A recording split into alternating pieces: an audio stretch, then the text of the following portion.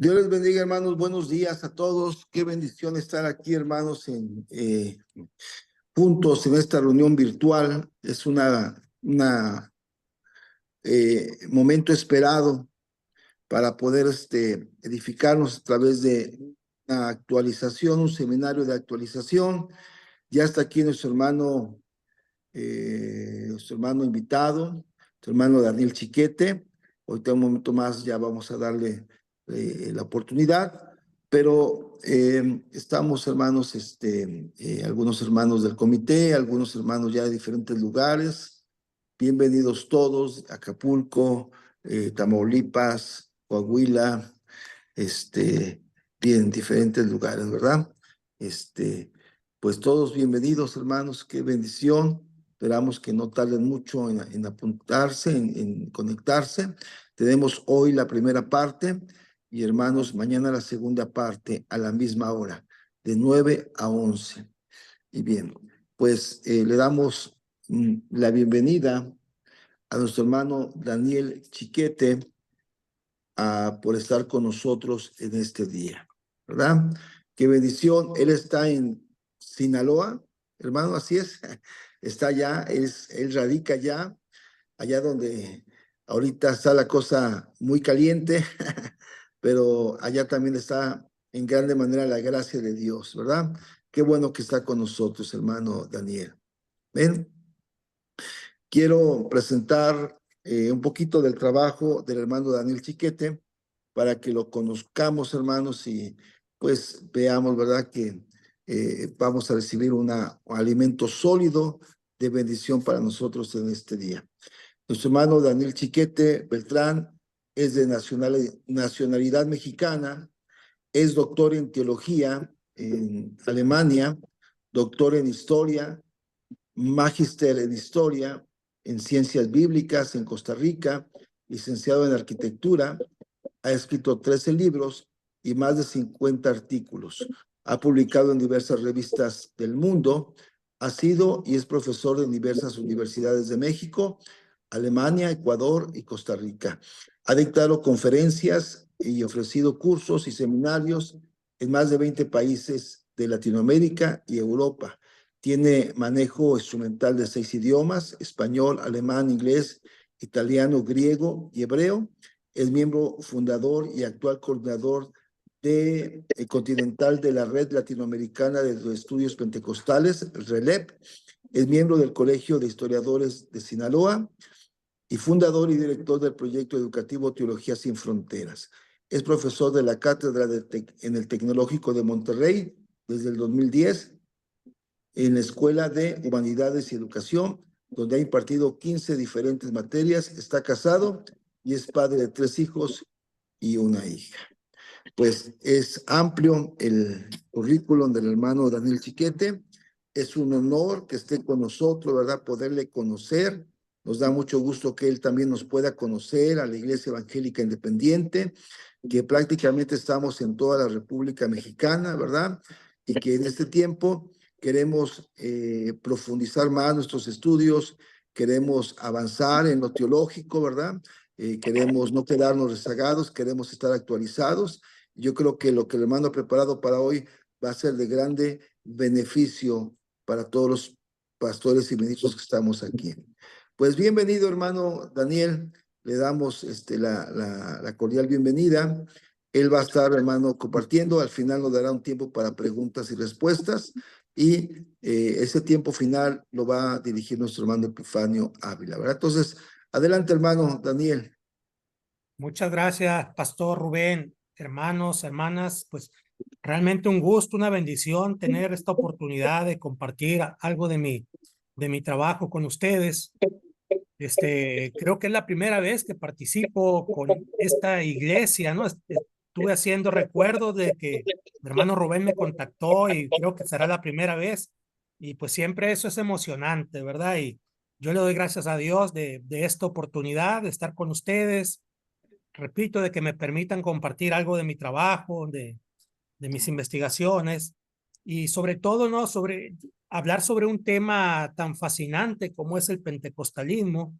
Yo mismo soy de tradición pentecostal ¿verdad? Aunque mi trabajo pues me ha llevado a enseñar en muchas denominaciones, en muchas universidades y seminarios de varias partes del mundo, ¿no? Pero mis raíces pentecostales y mi práctica cotidiana sigue siendo profundamente pentecostal, ¿no? Y me congrego también en una iglesia de raíz pentecostal, así es que tener esta oportunidad de hablar de pentecostalismo en iglesias de tradición pentecostal, pues es un doble y hasta una triple bendición. Así es que les agradezco muchísimo su confianza y su amabilidad de considerarme para compartir con ustedes estas dos sesiones, hermanos, hermanas.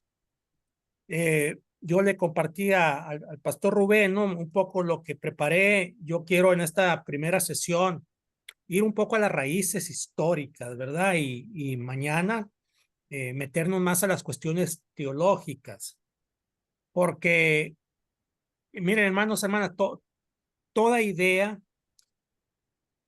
toda obra humana está enraizada en la historia y si no entendemos el contexto donde surge esa idea, esa propuesta, ese personaje, no vamos a poder llegar a la raíz de nada, ¿no? La misma Biblia, sabemos que la Biblia surge en contextos históricos específicos, la obra de un apóstol Pablo o de un rey David. Necesitamos conocer todas las circunstancias que le rodearon para poder entender plenamente su significado. Entonces, también las iglesias surgimos en momentos históricos con determinantes políticos, culturales, sociales, de todo tipo. Entonces, a mí me parece que en un seminario de pentecostalismo, pues siempre es bueno recordar de dónde venimos y cuáles son las raíces profundas de nuestra teología y de nuestra espiritualidad, ¿verdad? Ahora bien, se da la situación de que cuando hablamos de pentecostalismo queremos empezar con el siglo XX, ¿verdad? Eh, dependiendo de dónde venga nuestra tradición, pero normalmente la ubicamos en Azusa Street y creemos que ahí empezó el movimiento. En realidad, yo soy de los teólogos que considera que el pentecostalismo nació el día del Pentecostés, ¿verdad? En el siglo primero, con los primeros seguidores y seguidoras de Jesús que recibieron el bautismo en el Espíritu Santo y salieron a predicar por primera vez el mensaje cristiano cuando ya Cristo, por supuesto, ya no estaba físicamente vivo, sino que su presencia estaba ahora a través del Espíritu Santo moviendo a la iglesia, iniciando una obra que pues no habría de detenerse, ¿no? Hasta el final de los tiempos, hasta la instauración del reino de Dios. Es decir, el pentecostalismo no nace a principios del siglo XX, sino que nace en el corazón de Dios desde el siglo primero y si queremos, desde antes, ¿no? Desde que Dios empieza a actuar en la vida humana, en la vida de las sociedades humanas, ahí ya está la presencia del Espíritu guiando a las comunidades, al pueblo de Israel, el nacimiento de la iglesia y todo lo que habría de venir después. Por eso, hoy, hermanos, me van a disculpar, pero voy más atrás. Yo quiero ver o quiero mostrar, como lo he dicho en muchas partes, que el pentecostalismo también es parte del protestantismo. Una fuerte raíz nuestra está en el protestantismo y si no entendemos el protestantismo va a ser muy difícil lograr como ese enganche, ¿verdad? ¿Qué es lo que hizo posible que surgieran los movimientos pentecostales? Los grandes movimientos de renovación espiritual del siglo XIX, por ejemplo, y ya que surge el pentecostalismo, esa tremenda obra misionera que llevó que relativamente rápido el pentecostalismo se expandiera por prácticamente por todo el mundo. Y acá en América Latina, pues no fue México el primer brote, ¿no? A pesar de la cercanía con California, sino fue en Chile, 1909. Pero aquí también llegó muy temprano, ¿no? Historiográficamente se considera 1914. Entonces, hay que entender, pues, estas dinámicas del protestantismo, las condiciones políticas de nuestros países, la mentalidad, la presencia de la Iglesia Católica. Entonces, quiero hacer casi una especie de panorama, hermanos, del protestantismo para entender por qué en un momento de la historia también surgen nuestras tradiciones pentecostales, ¿no? Entonces, repito, hoy va a estar mucho más enfatizado el tema en la historia y si Dios quiere, mañana nos vamos a meter más directamente con la teología bíblica, sobre todo esos textos que para nuestras tradiciones pentecostales son esenciales, ¿no? La literatura lucana y sobre todo la literatura paulina son como el fundamento teológico de nuestra espiritualidad, nuestra teología, nuestra ética y nuestra esperanza. ¿Sí? Entonces me voy a permitir acompañar mi exposición con un PowerPoint preparado para compartir con ustedes. No sé si me hicieron cohuésped, Pastor Rubén, para poder compartir mi PowerPoint. Sí, hermano, ya lo puse como coanfitrión. Gracias, hermano.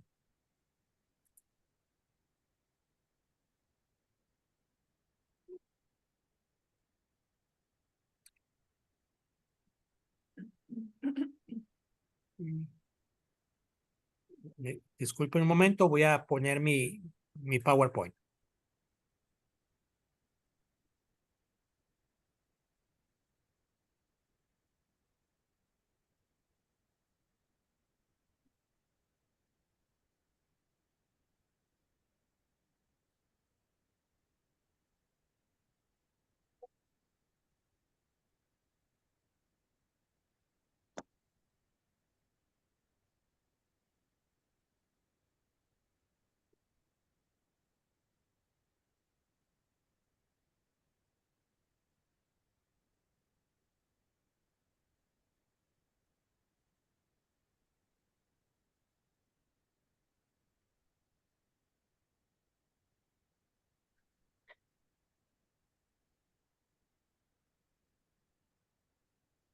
Un segundo.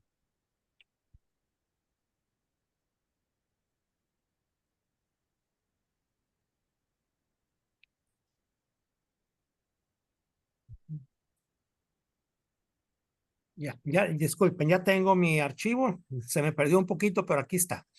Lo comparto.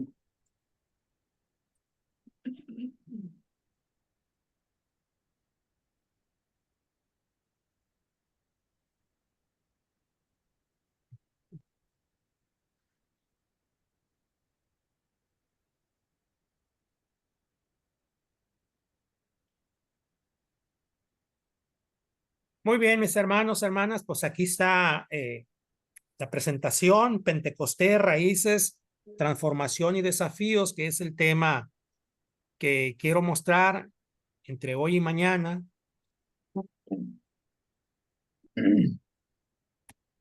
Y les decía, quiero empezar con la teología de la Reforma, con las iglesias de la Reforma, porque ahí está también en nuestro origen. Es decir, no surgimos de la nada, somos parte de un largo proceso donde Dios ha ido moviendo, conduciendo la historia, ¿verdad? La historia de la iglesia. Y por lo tanto, si queremos conocer nuestras raíces, pues tenemos que irnos bastante atrás, ¿no? Ustedes saben, la Reforma Protestante va a surgir formalmente en 1517 y en la historia se reconoce el 31 de octubre de 1517 como el día icónico del inicio. De algún modo lo podemos llamar el día oficial, ¿no? Cuando el monje agustino, profesor de la Universidad de Wittenberg, Martín Lutero, pegó sus 95 tesis en contra de las indulgencias en la puerta de la catedral o de la iglesia de Wittenberg. Y muy pronto la teología reformada, que empezó a elaborarse rápidamente, después de algunos años, llegó como a una síntesis, ¿no? Que es la que yo les planteo aquí, que ustedes seguramente conocen, que en la literatura teológica se llama las cinco solas, ¿verdad? Que quiere decir que para el movimiento protestante, solo la escritura tiene validez absoluta para el creyente, ¿verdad? Es nuestra fuente de inspiración, de autoridad, es la guía de la iglesia. Sola gracia, es decir, el ser humano recibe la gracia de Dios, vive por la gracia, se mueve por la gracia de Dios, no por los méritos, no porque alguna institución o algún papa o alguna autoridad nos regala algo que solamente Dios nos puede dar, como la salvación. Y esa salvación, esa gracia solamente se recibe por la fe por la fe en Jesucristo, por su obra salvadora. Por lo tanto, solo Cristo salva, solo Cristo es el mediador entre Dios y los hombres, solo Él es quien nos va a llevar a la vida eterna. Entonces, esas primeras 4 solas, de algún modo, son obra del luteranismo, ¿no? De Martín Lutero, y 20 años después, tal vez 30 años después, cuando surge la otra gran figura teológica de la Reforma Protestante, Juan Calvino, él agregó soli Deo gloria, es decir, la gloria solamente para Dios. Y desde entonces, hermanas, hermanos, este ha sido el fundamento de la teología protestante, ¿no? Solo la escritura, solo la gracia, solo la fe, solo Cristo, y a Dios damos solamente la gloria, ¿no? Y aquí están pues algunos de los personajes muy importantes de nuestra historia, también ellos son parte de nuestra historia. Bueno, ¿qué pasó con el protestantismo europeo? Pues sabemos una historia muy compleja, en algún momento llega a Inglaterra y de Inglaterra va a pasar a lo que hoy son los Estados Unidos, pero en lo que hoy es América Latina, nos vamos a dar cuenta que cuando llegan los conquistadores, conquistan la Gran Tenochtitlán, prácticamente junto con los conquistadores también llegó la iglesia, ¿no? A través de las órdenes mendicantes. Y una de las grandes obsesiones de la iglesia católica al llegar acá a las tierras americanas era evitar a toda costa la presencia del judaísmo y la presencia del protestantismo, que ya eran movimientos. Bueno, el judaísmo tenía siglos en Europa y en España y Portugal principalmente, pero el protestantismo era algo, pues, relativamente nuevo, ¿no? Acuérdense, el protestantismo inicia en 1517 y 4 años después los españoles conquistan la Gran Tenochtitlán. Entonces, es un movimiento nuevo, pero ya que está causando mucho ruido, mucha preocupación a la Iglesia Católica en Europa. Entonces, cuando llegan los españoles y los portugueses a América, una gran obsesión es que no entren ni judíos ni ideas protestantes al continente, ¿no? Y establecieron una especie de candado, una barrera muy efectiva, tremendamente fuerte para evitar la incursión de ideas judías o de ideas protestantes a lo que van a ser las colonias españolas y portuguesas de América, ¿no? Pero entonces, antes de que se lograran las independencias, acá en México en 1821, ¿verdad? Y más o menos cercano en el tiempo, otros países en Centroamérica y Suramérica, pues América era un continente cerrado al protestantismo, ¿verdad? El catolicismo era muy fuerte, religión absoluta, dominante, no había protestantismo. Y sabemos también, pues, una de las armas más importantes de la iglesia fue la famosa Santa Inquisición, que una de sus tareas principales, pues, era perseguir a cualquier gente disidente en lo religioso, sobre todo gente de raíces judías y gente con ideas protestantes. Fue una Inquisición muy severa, muy eficaz en su trabajo, y todo eso, pues, dificultó la llegada del protestantismo a América, ¿no? A territorios españoles y portugueses. Ahora bien, sí hubo presencia protestante, pero fue mínima, muy pequeñita. De repente, algunos grupos chiquitos, sobre todo en las colonias que no estaban bajo el dominio tan fuerte de España y Portugal, ¿no? Por ejemplo, en este mapa aquí planteamos algunas colonias, pero todavía no podemos decir son iglesias protestantes. Son algunos europeos que tenían cierto contacto o cierta simpatía con ideas protestantes, pero en sí todavía no son iglesias que podamos decir iglesias protestantes, ¿verdad? Están las colonias inglesas en la costa oeste de los Estados Unidos. Hubo una tentativa de colonia hugonota en lo que hoy es la Florida. Los hugonotes era el nombre que recibían los protestantes franceses. En las islas del Caribe, ¿no? En las costas también de Brasil. Eran ciertas primeras núcleos muy sencillos, ¿no? Que ni siquiera tenían la intención de compartir su fe, más bien venían como también vinieron los españoles y los portugueses, a apropiarse de riquezas, a hacer negocios, ¿verdad? A adquirir materias primas para enviar a Europa. Pero, de algún modo, aunque sean pequeños puntos, hay algo ya que vislumbra una posible presencia protestante para los años o los siglos posteriores. Bueno, aquí también están las 3 ciudades o regiones donde la Santa Inquisición se estableció con una tremenda fuerza y eficacia, ¿no? Una en México, otra en Cartagena de Indias, lo que hoy es Colombia, y en Lima. Entonces, ¿qué podemos decir del protestantismo colonial así de manera muy sintética para avanzar? Pues era un control muy estricto de la Santa Inquisición. Los casos de protestantes pues fueron aislados, incluso algunos eran piratas, ¿verdad? Eran piratas que venían de países protestantes, así que de algún modo tenían algún contacto con el protestantismo, pero jamás los imaginemos como gente ligada a iglesias protestantes o que tenían la intención de compartir su fe. Eran comerciantes o piratas, casi todos, ¿no? Corsarios. Y las tentativas de colonización no española, pues también los países como Holanda, Francia, Inglaterra, venían con intención colonizadora, ¿no? No venían con intención evangelizadora. Entonces, así tratemos, hermanos, hermanas, de entender el protestantismo colonial, pequeños puntos, pequeños contactos, ciertas ideas protestantes, pero no una intención evangelística de establecer el protestantismo o iglesias protestantes en el continente americano. Sí, vamos a hacer una breve evaluación de esta presencia protestante.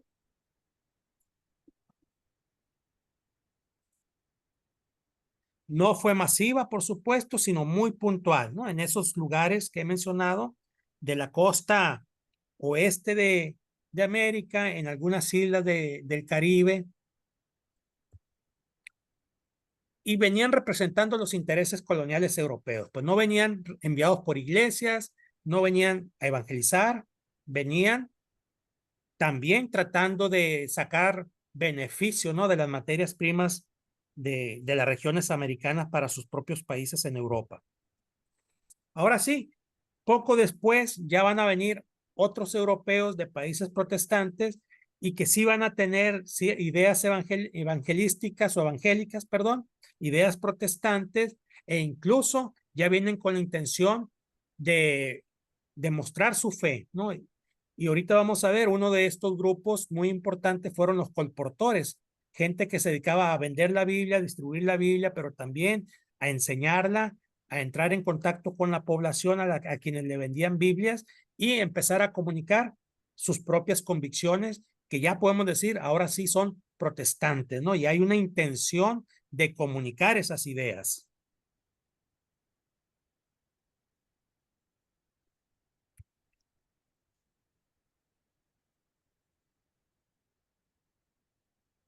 Ahora, ¿por qué fue posible? Pues que en esa época sí pudieran llegar protestantes e hicieran cierta labor evangelística acá, cuando en los siglos previos era casi imposible, ¿no? El control de la Iglesia Católica era muy fuerte y la eficacia de la Santa Inquisición tremenda, ¿no? Bueno, es que hay que entender también qué está pasando en Europa. España, por ejemplo, lo voy a poner, viene en decadencia.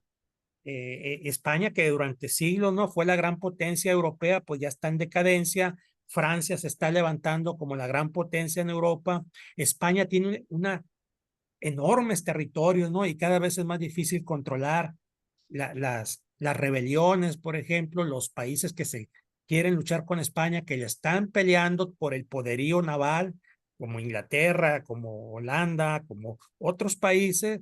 Entonces, España va poco a poco perdiendo fuerza en Europa y eso la va a debilitar de tal manera que necesita concentrar mucha de su potencia en Europa y eso va a hacer que de algún modo descuide sus posesiones acá en América, ¿no?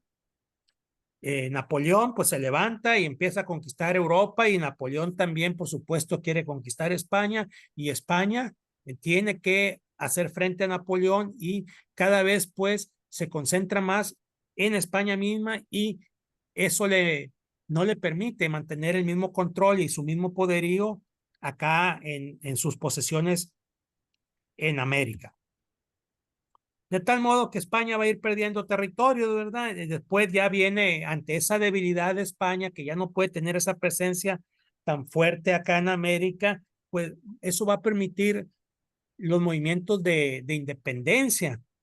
Acá desde 1810 empieza a haber movimientos de resistencia en contra de los españoles. Los mismos españoles están divididos entre los españoles nativos nacidos en España y los españoles nacidos en América, que nosotros sabemos que son los criollos, que ellos también quieren poder, quieren luchar por los grandes puestos en la iglesia, en la administración pública y demás. Entonces, España ya está muy debilitada, de tal modo que eso va a facilitar que vengan y que puedan trabajar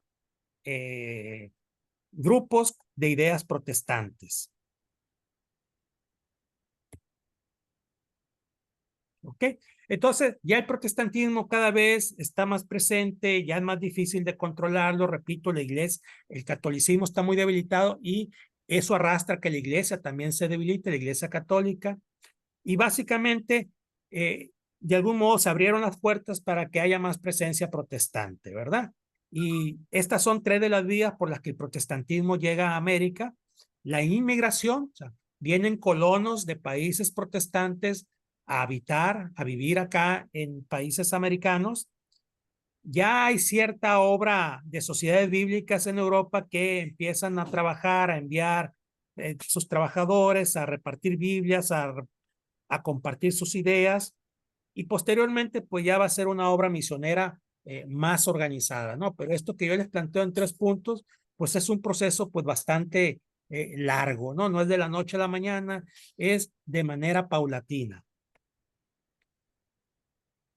Entonces, ya dijéramos hacia mitad del siglo XIX, ya hay ciertos intentos de las sociedades misioneras, tanto europeas como estadounidenses, que allá también ya llegó el protestantismo, el catolicismo no fue tan fuerte, y los primeros migrantes que llegan a lo que hoy son los Estados Unidos, pues la mayoría, o cuando menos muchos, son de ideas protestantes. Entonces, para final, a mitad del 19 ya hay sociedades misioneras protestantes que tienen la intención de trabajar en América Latina. Pero todas, a pesar de que son, dijéramos, de diferentes tradiciones protestantes, podemos decir, tienen una base común, ¿sí? O sea, tienen muchas cosas semejantes. A pesar de que tal vez teológicamente tengan sus diferencias, tienen muchas cosas en común. Por lo tanto, podemos hablar de el protestantismo, aunque consciente de que el protestantismo está compuesto, por decirlo de algún modo, por diferentes familias protestantes, ¿no? Entonces, ¿cuál era el objetivo del protestantismo? Aquí sí ya es fundar comunidades creyentes, ¿no? Es decir, hacer obra evangelística. ¿Cuál era la lucha? Pues su lucha siempre fue contra el catolicismo y contra el retraso moral de las poblaciones nativas de América, que el protestantismo siempre dijo, el catolicismo es el gran culpable, ¿no?, del retraso moral que viven las poblaciones americanas. Y sus estrategias también fueron muy similares: difundir la Biblia y enseñar los principios básicos del cristianismo, ¿no? Principios teológicos, pero directamente ligados los principios éticos y el desarrollo de obra social. El protestantismo en México, en Argentina, en Chile, etcétera, tuvo desde el principio la intención de crear escuelas, orfanatorios, hospitales, etcétera, como una estrategia misionera, ¿verdad? Pensó que a través de estas instituciones podía llegar a la población, podía ayudar a la reforma, dijéramos, de la salud física y espiritual y emocional de las poblaciones americanas, ¿no? Entonces,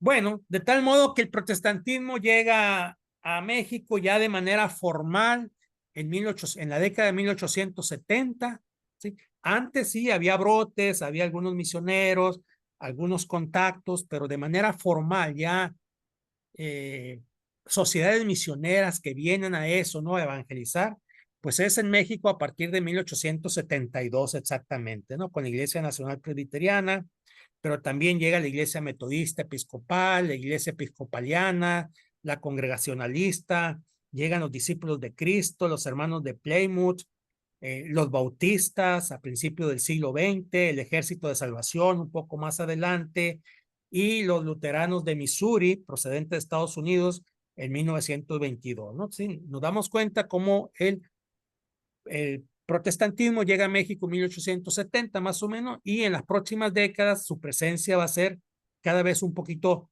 más amplia, sin llegar a ser así masiva y ser, dijeron, una concurrencia real al catolicismo. Sí es muy visible y es muy importante esta presencia protestante en México. Entonces, tratando de hacer una síntesis, un resumen, ¿cómo se dio la cristianización del continente americano? Pues dice, miren, las primeras comunidades colonizadoras fueron grupos religiosos disidentes que salieron de Inglaterra, Holanda y Alemania. Entre ellos, pues están los cuáqueros, los pietistas, bautistas, congregacionalistas y metodistas, ¿no? Ellos ya no se sienten a gusto en Europa, o Europa está pasando por crisis de diferentes tipos. Hay hambrunas, hay guerras y demás. Entonces, muchos grupos europeos piensan que América sería una buena opción de vida y se vienen, pero ya traen, dijéramos, ya son protestantes. Y cuando llegan acá, primero se instalan, viven y poco a poco van sintiendo la necesidad de compartir su fe a los grupos o a las regiones acá en América, y así ya el protestantismo es como fue echando raíces, ¿no? En el continente americano. Y ellos venían con esa idea, ¿no? Que era muy común en el protestantismo europeo del siglo XVIII, del XIX. Pensaban en una nueva Jerusalén, ¿no? Una nueva sociedad donde no hubiera hambre, no hubiera guerra, no hubiera tanta violencia. Entonces pensaban que América les iba a dar la oportunidad de reiniciar una vida, de ofrecer una vida a sus descendientes en otras condiciones. Por eso, de algún modo, esa idea de la Nueva Jerusalén, que es muy bíblica, pues fue parte del imaginario y parte de la fe de estos grupos protestantes que llegaron a América, ¿no? Ahora, estas iglesias, las primeras iglesias protestantes, no se preocuparon tanto por los grupos aborígenes, ¿no? Se ocuparon más bien primero por atender a sus propios colonos, a la gente que llegó, que no perdiera la fe, que estuviera organizada en iglesias, darles atención pastoral, educarlos en la fe, enseñarles a leer, especialmente usando la Biblia, ¿sí? Entonces, son núcleos de algún modo que siguen siendo cerrados. Va a pasar tiempo para que estos grupos, algunos poco a poco, se vayan abriendo y tratando de ganar a aborígenes a la fe que ellos practican.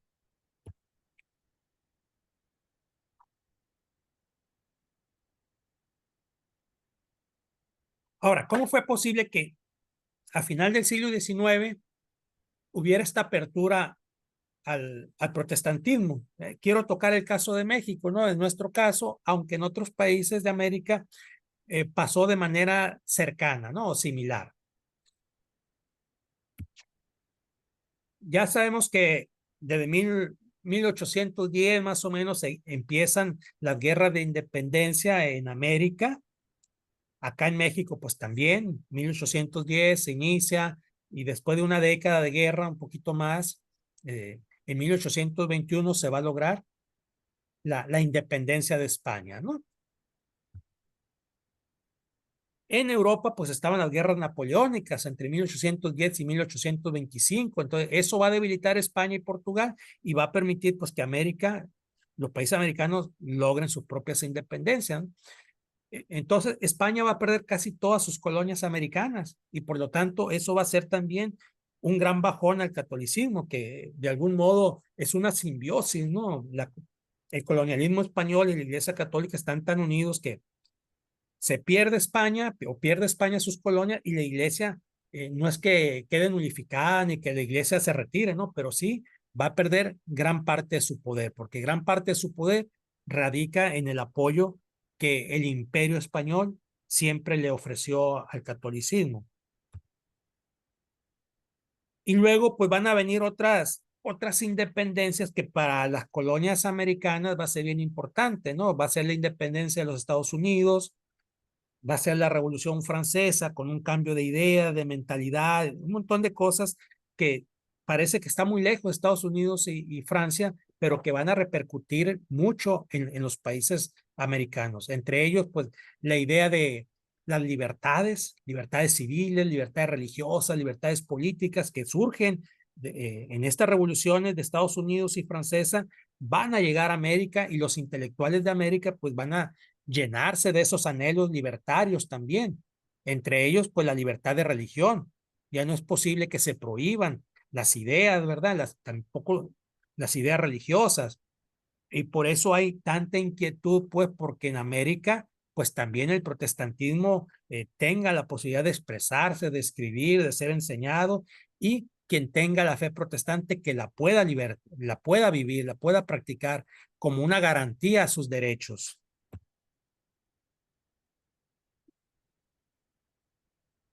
Y bueno, aquí en México pues tuvimos una brillante generación a la mitad del siglo XIX, ¿verdad? Que son los liberales, entre ellos tal vez la figura más conocida es Benito Juárez, pero pues hubo otros grandes, brillantes liberales como Melchor Ocampo, ¿verdad? Y Ignacio Manuel Altamirano y otros. Entonces, ellos, eh, en ese pensamiento liberal, creían que el protestantismo podía ser un aliado a su lucha, porque ellos lo que querían era modernizar el país, sobre todo también a nivel intelectual. Pensaban que la iglesia había ejercido tanto control y había llevado a México a una especie de oscurantismo intelectual, a una pobreza, que ellos decían, bueno, si en Estados Unidos y en Europa el protestantismo ha hecho una gran contribución al desarrollo económico, intelectual, ¿verdad? Eh, pues probablemente también acá nos va a funcionar. Entonces, estos intelectuales vieron en el protestantismo un posible aliado, ¿no? Para luchar por estas libertades. Y van pensando en la manera de cómo abrir el país, aunque sea despacio, para que entren estas ideas protestantes. Claro, ellos las consideran que básicamente van a venir de los Estados Unidos, país que de algún modo todos admiran mucho. Entonces, ellos van a empezar a invitar a los protestantismos a ingresar a Latinoamérica, les dan facilidades, ¿verdad? Les prometen cierta protección, ciertas garantías, que son muy difíciles de cumplir, ¿no? Pero ya hay, pues, cierta apertura, ciertas condiciones para que el protestantismo piense en ingresar a nuestros países, sobre todo el protestantismo proveniente de los Estados Unidos para México, porque en los países de Sudamérica, pues ya el protestantismo ya ingresó, pero es un protestantismo más ligado a Europa, ¿verdad? En lo que es Brasil, Argentina, Uruguay, Chile, es más europeo, en tanto que aquí en México, pues por nuestra cercanía geográfica, eh, estos liberales piensan que el protestantismo procedente de Estados Unidos pudiera ser beneficioso para el desarrollo del país. Es una estrategia política, ¿no? No es que ellos fueran protestantes ni pensaran que el protestantismo era superior, pero sí creían que podía ayudar a un cambio de mentalidad, a educar más a las masas. Y lo que pasó en Estados Unidos, el progreso económico y social, pensaban que el protestantismo sí podía ser una contribución significativa para México. ¿Sí? Entonces, son épocas complicadas, ¿verdad? Pero vemos cómo los cambios se van dando. No es un momento, no es un personaje, no es un evento, sino son grandes procesos de lo que pasa en Europa, lo que pasa en Estados Unidos, en los países americanos, la debilidad de España. Son muchas cosas que tenemos que, cuando menos, si no las sabemos a detalle, cuando menos tener conciencia de que un cambio religioso también está dentro de la historia. ¿Sí? Y el surgimiento del pentecostalismo es parte de un proceso histórico. Y las ideas religiosas también, incluyendo las teológicas. ¿Verdad?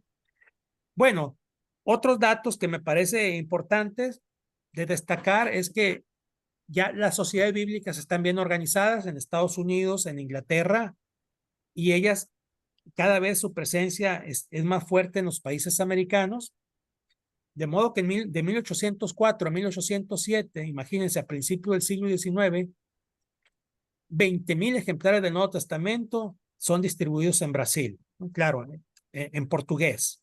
Pues, poco a poco ya la Biblia empieza a ser conocida. La mayoría de la gente no sabe leer, pero los pocos que saben leer, pues ya tienen acceso a la Biblia, cosa que el catolicismo normalmente evitó, prohibió. Nada más los curas, ¿verdad? Sabían leer y tenían, dijéramos, permiso de leer la Biblia. Ya con la sociedad bíblica, pues empieza a llegar a más gente, no de manera masiva, pero sí de algún modo representativa. Hay grandes colportores, ¿verdad? Distribuidores de la Biblia y de ideas protestantes como Diego Thompson, bautista escocés, que llegó a Buenos Aires en 1818, miren, qué temprano. Empieza a establecerse el sistema educativo lancasteriano en algunos países de Sudamérica, aunque también va a llegar a México, que es un sistema de aprender, bueno, es amplio, ¿no? Pero yo quiero destacar que es un sistema que enseña a leer usando la Biblia como libro de referencia. Entonces, claro, los niños y las niñas empiezan a leer, aprenden a leer, leyendo la Biblia, entonces, de manera paralela, pues van asumiendo las ideas de la Biblia. Y como los colportores son protestantes, pues también en el diálogo con la población van de algún modo comunicando sus propias ideas protestantes, ¿no? Y bueno, son otros colportores, hay algunos más famosos, pero hay otros que no son muy famosos, pero que también su labor fue muy eficaz. Y por eso, pues todas estas condiciones van a permitir que el protestantismo, de manera lenta pero constante, va ganando espacio en nuestros países, ¿sí? Prácticamente en todos, de manera muy limitada todavía, pero ya hay protestantismo, ¿no? Hay una intención, hay una alternativa cristiana en el continente, ¿no? Por ejemplo, Allen Gardiner organizó en 1844 la Sociedad Misionera de América del Sur. O sea, la organizan en Europa, pero ya tienen en mente llegar con la Biblia y con ideas protestantes, con actitudes evangelizadoras, pues, a América del Sur. David Trumbull en Chile hace una gran obra en 1845, ¿no? De ahí en adelante. Roberto Kelly en Brasil, y así, ¿no? Cada vez hay más gente y hay más estrategia y hay más organización y hay más conciencia de que se está gestando en el ámbito cristiano algo nuevo en América. Ahora, claro que el catolicismo va a reaccionar, ¿no? Y hasta la actualidad, hasta en el siglo XXI, pues los ideólogos del catolicismo acusan al protestantismo y también al pentecostalismo, por supuesto, que no, normalmente nos consideran sectas protestantes, que México es un país de esencia católica, ¿no? Que la raíz de México es católica y la espiritualidad mexicana es católica, y ellos nos acusan de que el protestantismo vino a romper la unidad nacional, ¿no? Y que somos nefastos, ¿no? Para el desarrollo del país, y muchas de las inquietudes, de las luchas y demás, de lo que pasó en el siglo XIX, en el XX y lo que va del XXI, pues piensan que es porque el protestantismo ha debilitado la unión nacional, ¿no? Pero pues ya vimos, ¿no? Con este grupo liberal, con esta ideología liberal que va agarrando fuerza, y ya vimos con Benito Juárez, posteriormente va a continuar con Porfirio Díaz, se busca el progreso, ¿no? Porque es parte como de la ideología liberal, tomando como modelo principal la experiencia de los Estados Unidos. Por ejemplo, esta es una cita de Benito Juárez: para la modernización del país necesitamos educadores, técnicos y comerciantes. Y claro, Juárez está pensando en Estados Unidos, y va a llegar gente, ¿no? Técnicos y comerciantes, y más adelante con Porfirio Díaz, que tuvo la estrategia de modernizar al país. Pues para modernizar al país necesitaba de la participación de las potencias económicas europeas y de Estados Unidos, ¿no? Pues vinieron técnicos, ingenieros, maestros y demás, con sus habilidades técnicas, con los recursos económicos, pero también con sus ideas protestantes en muchos casos, ¿no? Entonces, junto con el progreso, con el desarrollo educativo y demás, pues también el protestantismo tuvo una puerta un poquito más ancha para ingresar a México. Entonces, dentro de las leyes de reforma, que es como una de las grandes obras de esta generación, están las leyes que favorecieron la libertad de culto. Ya de 1800, la década de 1860, ya, cuando menos a nivel jurídico, está establecida la libertad de culto, donde pues se establece que todas las religiones y cultos tienen el mismo derecho de ser ejercitados en México, ¿verdad? Tal vez en la práctica seguía siendo complicado, pero al menos hay una base jurídica para decir el protestantismo es, es una religión, está reconocida por el Estado y los protestantes tienen el derecho de vivir como protestantes y propagar su fe, compartirla, celebrar sus cultos y demás. Entonces, hermanas, hermanos, es bien importante pues para entender por qué surge el pentecostalismo, tener este trasfondo, ¿no? Para entender que no surgimos de la nada ni fuimos una generación espontánea porque algún personaje Dios lo llamó y le dio un mensaje diferente. No, claro, los personajes son importantes. La historia se mueve por personajes, pero estos personajes, grandes o pequeños, muy conocidos o desconocidos, todos nos movemos en procesos históricos, pues. Entonces, para eso es tan importante la historia, y la historia de la iglesia, la historia del pentecostalismo es fundamental para entendernos cómo somos y sobre todo qué aspiramos llegar a ser, ¿sí? Entonces, el contexto latinoamericano en el siglo XIX, pues ya vimos, se intensifica la inmigración europea, no solo México, también los países de Centro y Sudamérica piensan que es importante la llegada de colonizadores europeos, ¿no? América es un continente enorme, prácticamente deshabitado, ¿no? En relación a su extensión. Entonces, muchos gobiernos liberales pensaban que era importante invitar a las poblaciones europeas a que vinieran.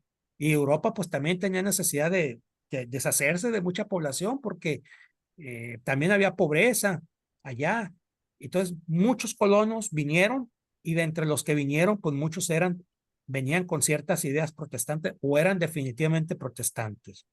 Y también la ideología del siglo XIX hoy nos pudiera parecer muy ofensivo, ¿no? Pero en aquel entonces era muy común hablar del blanqueamiento de la raza, ¿sí?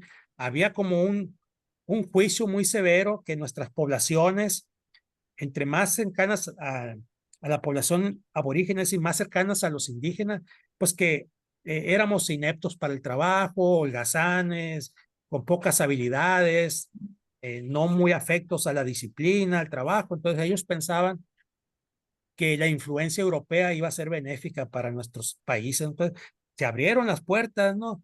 Para que vinieran colonizadores europeos, pero sí, vinieron, pero muy poquito realmente se mezclaron con la población americana, ¿no? Se quedaron encerrados en sí mismos. Hubo beneficios, sí hubo algunos, ¿verdad? No todo fue negativo, pero no fue al nivel y con la intensidad que los gobiernos liberales pensaban que iba a acontecer. Entonces el blanqueamiento de la raza, pues sí se dio, pero después de muchos años y de manera muy parcial. Y bueno, los gobiernos latinoamericanos necesitaban pues abrirse al comercio, necesitaban entrar en relación con las potencias europeas y con Estados Unidos, ¿no? Entonces empezaron a hacer tratados comerciales, a pedir préstamos, los europeos y los gringos pues vinieron a hacer negocios, a establecer acá grandes empresas, a explotar nuestros recursos. Pues, todo eso, ese movimiento no está ajeno pues a la historia de la iglesia. También los protestantes vinieron a hacer negocios acá y eran parte de los proyectos de modernización como el tren, como explotar nuestros recursos, más adelante el petróleo, ¿no? Pero antes pues la madera y las materias primas y demás, ¿no? Y dentro de todo ese movimiento que se da en el siglo XIX, pues también las sociedades misioneras están activas y por eso les digo, ¿no? Ya en México para 1870 empiezan las primeras iglesias protestantes, agencias misioneras, a planificar y enviar trabajadores, ¿no? Misioneros y misioneras a hacer su obra, y también los países suramericanos, ¿no? Y que venían con esa intención. También se sentían parte de sus países y ellos informaban a sus países, ¿no? Dónde invertir y qué regiones vale la pena explotar y demás, ¿no? Pero bueno, también esa es parte de nuestra historia. No todos vienen nada más así a ganar almas para el reino de Dios. Muchos vienen buscando los intereses de los países que los envían, ¿sí? Entonces, veamos la historia pues con una perspectiva un poquito más amplia y no nada más decir, es que Dios los llamó y entregaron todo por venir a predicar la palabra. Claro, tienen un enorme mérito, pero no los podemos desligar pues de todo el proceso que se está viviendo a nivel mundial.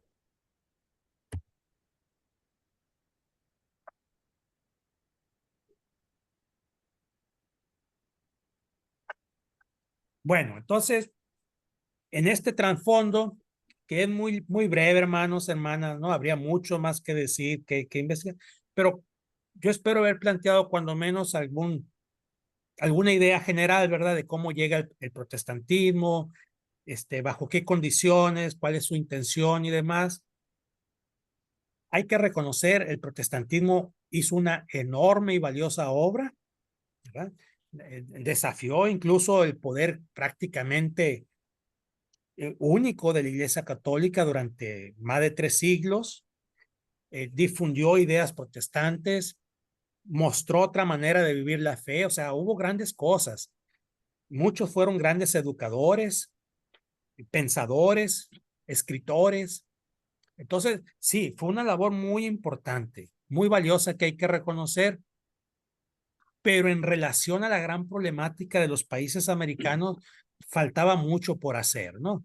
Tenía que ser una obra de mucho tiempo más, de más gente participando, con más recursos humanos, económicos, institucionales y demás.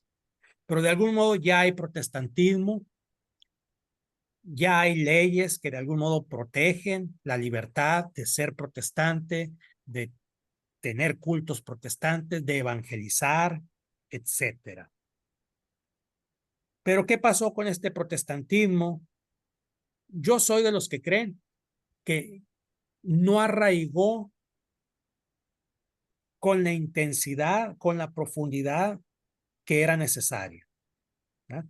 Se quedaron en pequeñas células, todavía muy encerrados en grupos pequeños, y en lo que un tanto anacrónicamente pudiéramos decir más cercanos a la clase media baja que a las grandes masas de nuestros continentes, sobre todo en México, ¿no? Las grandes masas indígenas, los grupos empobrecidos, ahí no tuvo mucho efecto, prácticamente nada, ¿sí? Y eso va a ser, ahí sí hablo no solo como historiador, sino como creyente, que Dios tenía algo especial, ¿no? Que yo creo que el protestantismo fue obra de Dios, ¿verdad? Guiados por Dios, claro, dentro de las vicisitudes humanas, ¿no? Y de la libertad humana de equivocarse, de hacer cosas aún en contra de la voluntad de Dios. También eso lo creo, ¿no? Y ustedes como buenos arminianos, pues yo creo que también lo creen, ¿no? El ser humano tiene una libertad aún que puede oponerse al plan de Dios. Cuando menos tenemos la intención. Entonces, el pentecostalismo era necesario. Yo creo que era necesario un movimiento cristiano que, basado en lo que ya está, en lo logrado, en las leyes que lo protegen, en una experiencia positiva, porque yo creo que la experiencia para México y para los países de América del Sur y algunos del centro fue una experiencia positiva, pero no suficiente. Entonces, había que ir más allá. Y para mí este ir más allá sí está representado en gran parte por las tradiciones pentecostales, ¿verdad? Ahora, yo quisiera, hermanos, hermanas, antes de continuar, que tengamos muy claro, ¿no? O cuando menos quiero plantear la idea. El pentecostalismo no surgió porque Dios movió a un hombre o a una mujer o a un grupito y que a partir de un grupito se, se expandió por todo el mundo. Desde el punto de vista de la historia del pentecostalismo, ya se ha mostrado desde hace muchos años, décadas incluso, que el pentecostalismo, dijéramos, los brotes carismáticos del bautismo del Espíritu Santo con diferentes formas de manifestarse como lenguas, sanidades, profecías, celo evangelístico y demás, no tiene un origen único, sino que varios movimientos en el mundo, más o menos de manera paralela, se fueron despertando. Claro, unos con mayor arraigo, unos que se propagaron más rápido, otros que prendieron y después se apagaron, pero recordemos, pues Dios se mueve a través de personas y de grupos. Entonces, Dios actúa de manera diferente y también los grupos reaccionamos de manera diferente. Entonces, el pentecostalismo, yo creo que, como lo dije al principio de mi exposición, nació el día del Pentecostés, ¿no? Por eso vamos a hablar del pentecostalismo moderno, ya como organización eclesiástica identificada, ¿sí? Pero yo creo que Dios siempre ha estado dirigiendo a su iglesia. Yo creo que la presencia del Espíritu Santo ha obrado en toda la historia del cristianismo de diferentes maneras. Y vemos pues que de estos grupos ya desde el final del 19 empiezan a haber registros pues de experiencias carismáticas muy intensas en Estados Unidos, en Europa, en América un poco menos, o cuando menos si existieron, no hay tantos registros, pero seguramente que los hubo, ¿no? Entonces, el siglo XVIII, sobre todo hacia el final del XVIII y durante el siglo XIX, fue una época de mucha intensidad espiritual. Tal vez porque las iglesias protestantes estaban en ese proceso de institucionalizarse, de organizarse mejor, de establecer sus teologías, su liturgia de una manera más vigorosa, más clara. Y eso hizo sentir a mucha gente, incluyendo miembros de esas iglesias, que faltaba lo otro, ¿no? Lo espontáneo, la vivencia de la fe, la pasión. Entonces, eso hizo que dentro de estas iglesias hubiera grupos que buscaran experiencias espirituales como más intensas, tal vez como reacción pues a este proceso de institucionalización de las iglesias protestantes. Y lo que nosotros conocemos más de cerca porque hay más información y porque somos vecinos, pues eso es lo que pasó en Estados Unidos, donde hay mucha manifestación carismática, aunque todavía no se le llame pentecostal, dentro de las iglesias protestantes.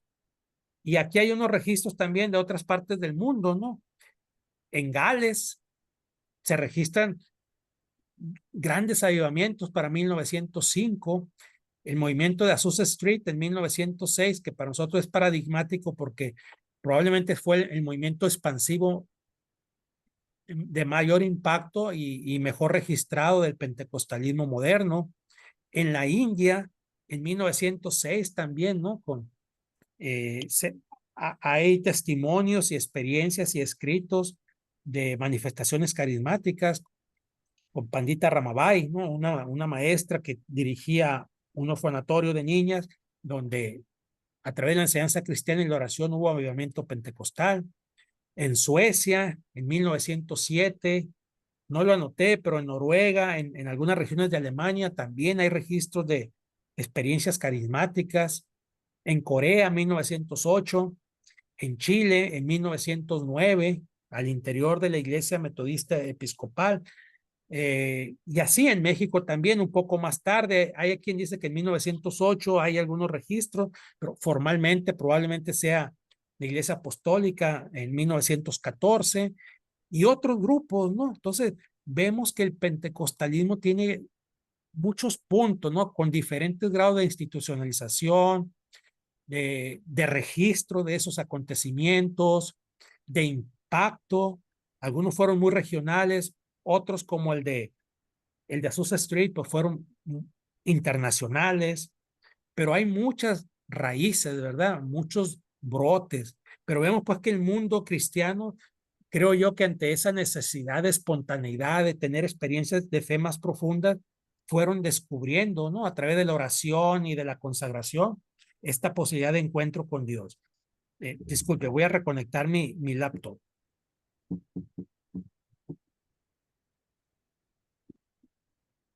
a la fuente de energía.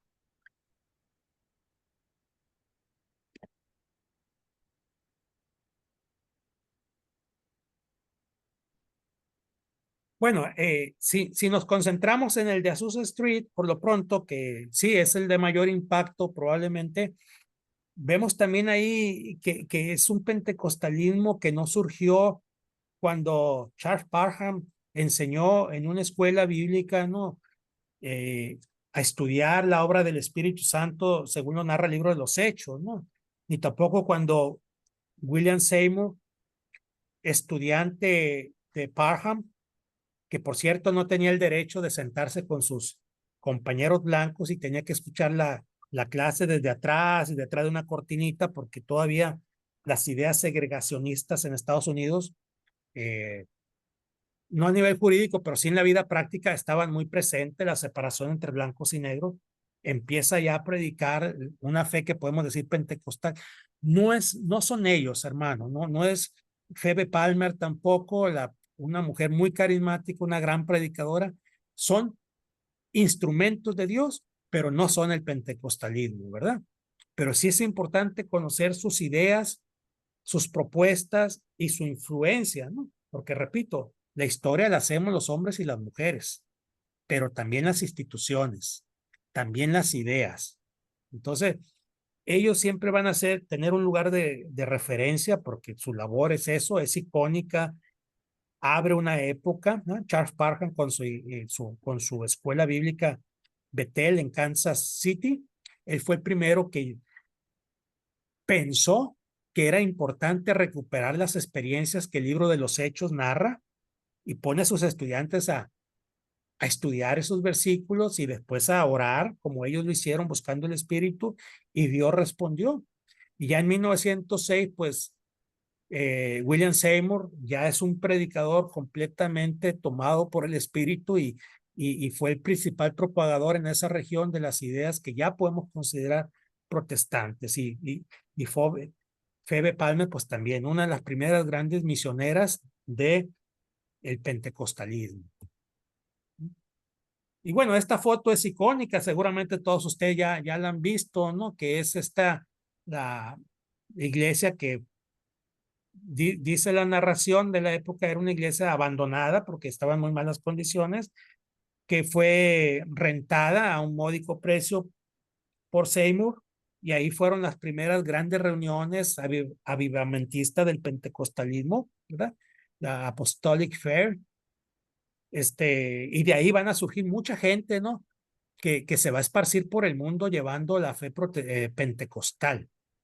¿Y por qué en Los Ángeles? ¿Por qué pasa esto en Los Ángeles? Pues es muy claro, ¿no? Repito, ¿no? Hay que entender la historia. Los Ángeles, toda esa región del sur de Baja California era una región rica.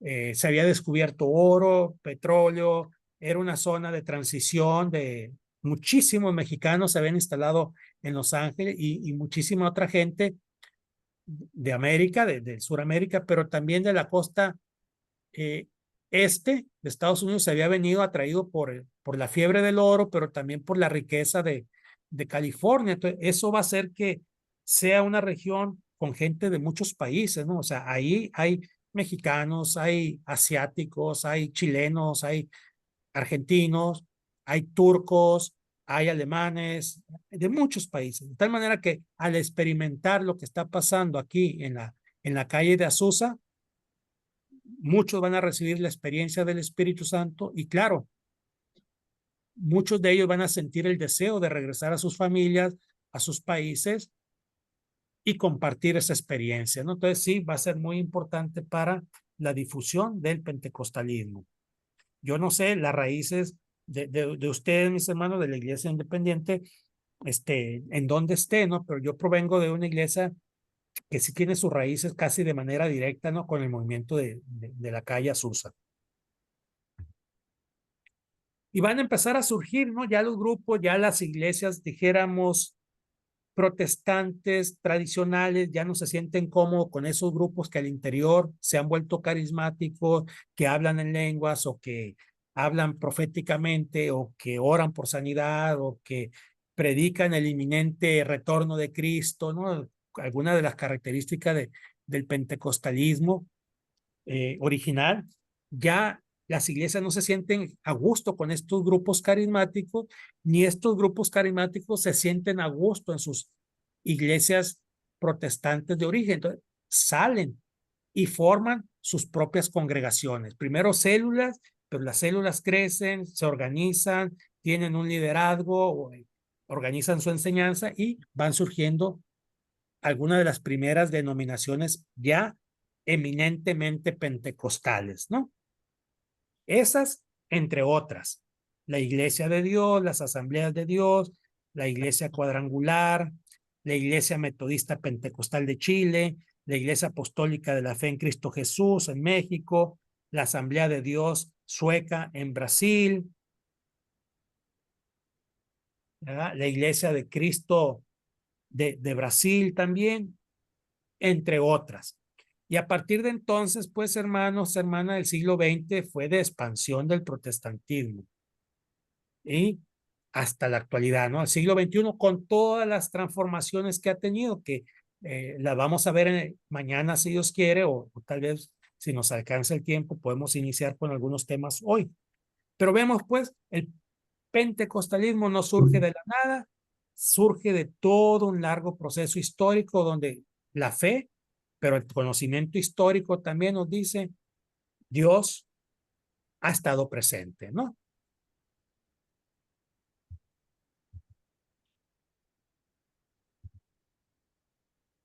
¿Qué características tuvo ese primer pentecostalismo?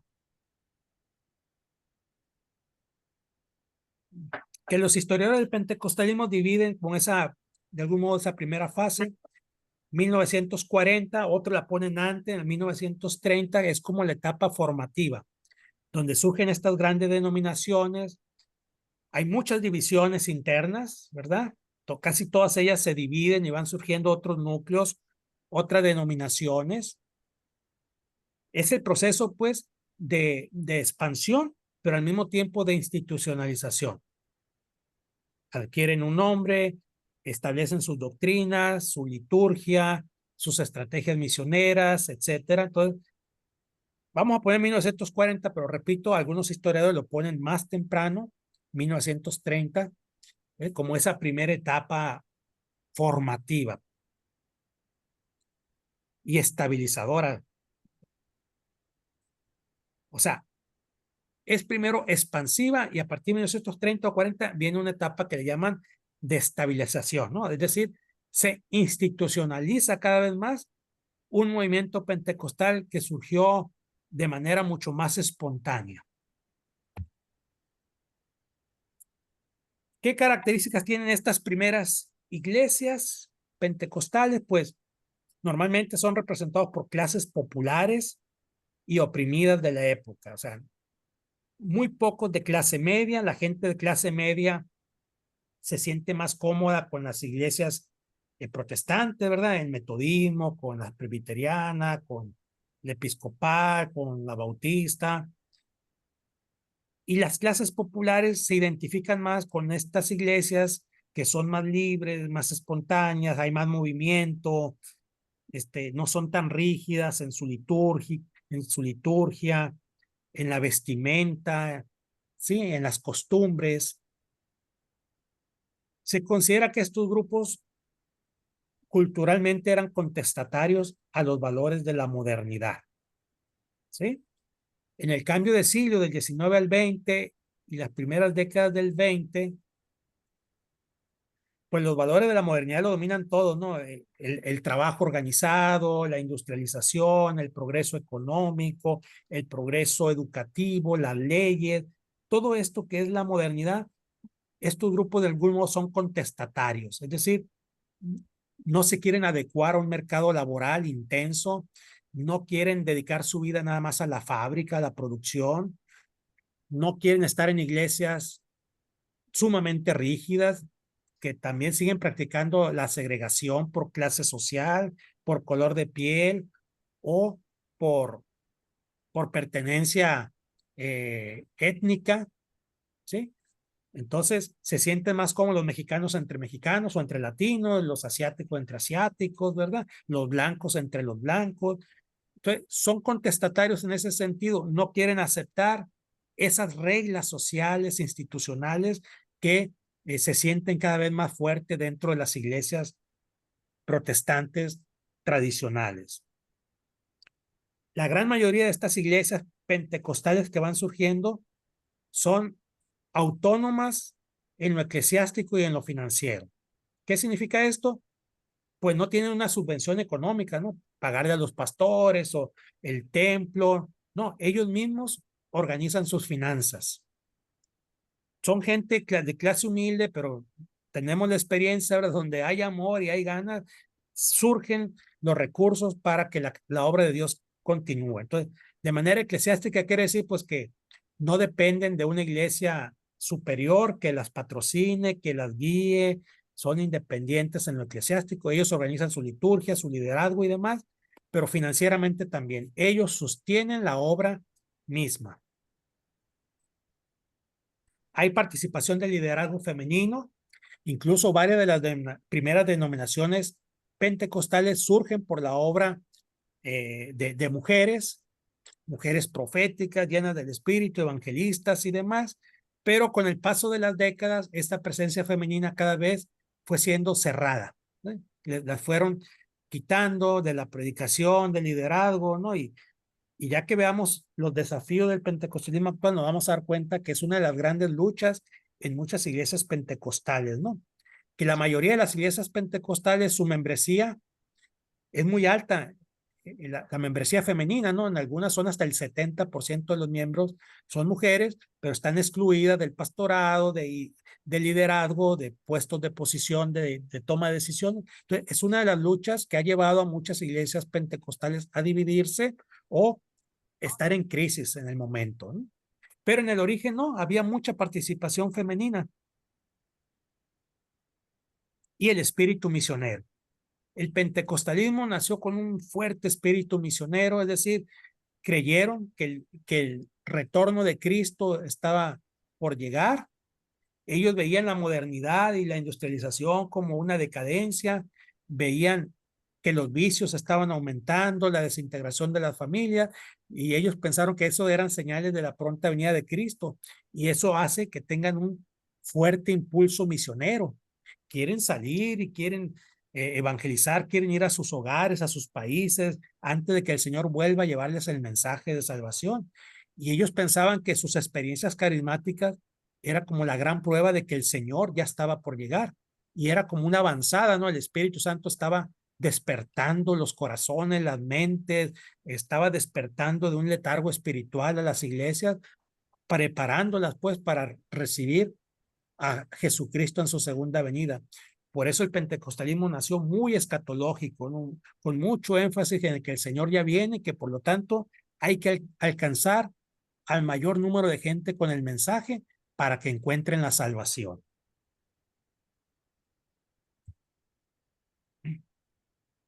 Pues muy bien, mis hermanos. Entonces, hermanas, esta es también una perspectiva que la quiero cerrar para poder, como me pidió el pastor Rubén, que hubiera un espacio también para interactuar, comentar y demás. Y si Dios quiere, mañana nos vamos a concentrar en la perspectiva teológica. Entonces, voy a cerrar mi presentación para tener la oportunidad de interactuar.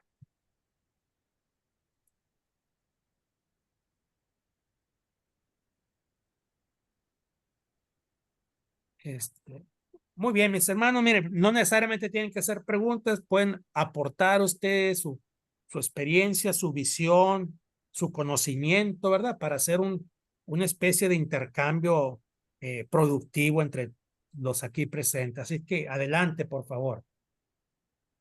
¿Qué tal, pastor? Bueno, profesor.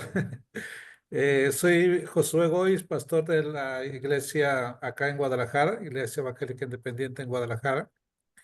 Y eh, quería opinar sobre los primeros pobladores de Estados Unidos que venían los cuáqueros, y entre ellos se les llaman también los puritanos, ¿verdad? Que venían, me parece, huyendo de una persecución de la misma iglesia, que diríamos oficial, que podría ser la anglicana, donde no se les permitía precisamente esas expresiones de la presencia de Dios, y lo tenían como más restringido. Entonces, para ellos darse un poco más de libertad, decidieron muchos de ellos emigrar precisamente para los Estados Unidos, y que pudieran tener un poquito más de libertad. Pienso que también eso pudiera ir generando un despertar espiritual, quizá también de alguna forma preparando el movimiento pentecostés que surgiría después, ¿no? Y sobre el movimiento Pentecostés en Suecia, nosotros venimos precisamente del trabajo misionero sueco, ¿verdad? Allá, según nos han comentado precisamente pastores suecos, aún antes de establecerse las iglesias de una manera más, ¿qué diríamos? Formal, en cuanto a la corriente pentecostal, ¿verdad? Ya surgía precisamente ese deseo misionero. Por eso es que muy temprano enviaron misioneros a muchos países, entre ellos precisamente aquí en México, ¿verdad? Y se extendió precisamente ese movimiento pentecostés, según nos refieren que eh, hubo un contacto misionero a más o menos 100 países, ¿verdad? De ahí de Suecia. Y la Iglesia Asamblea de Dios, precisamente, que es una iglesia muy fuerte ahí en Brasil, ¿verdad? Está precisamente establecida por el trabajo misionero sueco, ¿verdad? Sí. Y bueno, era algo de lo que quería comentar. Excelente, muchas gracias, Pastor Josué. Y hace bien, Suecia, uno pudiera decir, tan lejos, en el norte de Europa, y un país tan frío, ¿verdad? No he estado en Suecia, pero viví 10 años en Alemania, y Suecia está más al norte todavía. Uno como que nos cuesta relacionar, ¿no? Ese mundo noratlántico, ¿no? Con las experiencias carismáticas, pero sí, Suecia, Noruega y Alemania, países que consideramos espiritualmente hoy fríos, ¿no? Ahí fueron brotes muy intensos, carismáticos, ¿no? Y algo que usted también mencionó, la gente que llegó de Europa, mucha de ella venía también de experiencias eclesiásticas así cerradas, donde el carismatismo era visto con frecuencia incluso como manifestaciones demoníacas, ¿verdad? Se les acusó a estos hermanos al principio, incluso todavía hay algunos documentos donde se les acusa que lo que ellos están viviendo viene del diablo, ¿no? Entonces, hubo persecución también contra los primeros que empezaron a manifestar cuestiones carismáticas, no solo en el siglo XIX, desde mucho atrás. Usted mencionó esta experiencia de los primeros colonos que llegan a Estados Unidos. Sí, muchos de ellos vienen también de una experiencia de persecución religiosa de las iglesias establecidas, sobre todo la iglesia episcopal y la iglesia metodista, ¿no? Que es una iglesia que yo admiro mucho por su profunda espiritualidad, pero tuvo sus sectores muy rígidos también que lucharon por tratar de limitar manifestaciones que ellos pensaban que se salían de la ética cristiana, ¿no? Sobre todo cuando temblaban o cuando lloraban o caían al suelo, ellos decían, eso no puede ser del espíritu, ¿no? Pero bueno, hermanos, así ha sido siempre la iglesia, ¿no? Es un bosque, ¿verdad? Donde de repente nos cuesta orientarnos, pero al mismo tiempo yo digo, La fe nos hace saber que dentro de las aparentes confusiones hay una mano en la voluntad de Dios que nos ha guiado, ¿no? Y vamos a confiar de que así va a continuar. Pero a mí me parece muy importante, Pastor Josué y todos los presentes, tener esa visión histórica, pero al mismo tiempo saber que la historia no es un caos, ni que la historia solamente los humanos decidimos qué pasa con la historia, sino lo que nos enseña toda la Biblia es que Dios está al tanto. Israel fracasaba una vez y otra y más o menos agarraba el camino y se desviaba, pero Dios nunca los abandonó. Fueron al exilio, bueno, primero se dividieron las tribus, desaparecieron, fueron al exilio, regresaron a otro exilio, pero Dios siempre está presente. Entonces yo confío que más allá de las experiencias narradas en la Biblia, la experiencia de la iglesia es eso.